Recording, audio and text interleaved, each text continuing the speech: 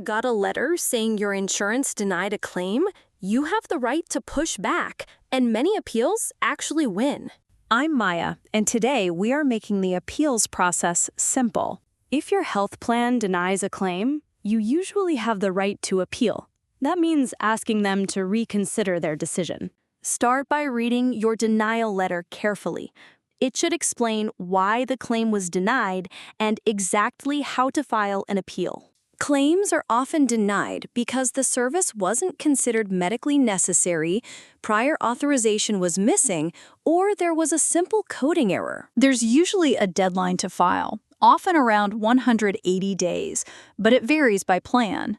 Check your letter and don't wait. Gather anything that helps your case, like a letter from your doctor explaining why the care is medically necessary, your medical records, and the relevant plan documents. There are usually two levels. First, an internal appeal, where your insurer takes another look.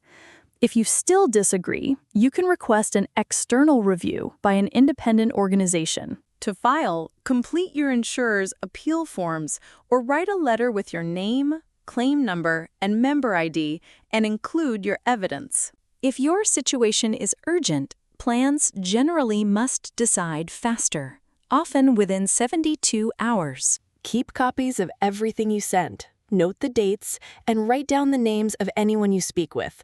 It helps if you need to escalate. If your internal appeal is denied, external review gives an independent reviewer a chance to overturn the decision. Your state may have a consumer assistance program that helps people file appeals for free. You can also contact your state's insurance department. Quick recap. If your insurance denies a claim, you can appeal. Start with the denial letter, gather your evidence, and file an internal appeal.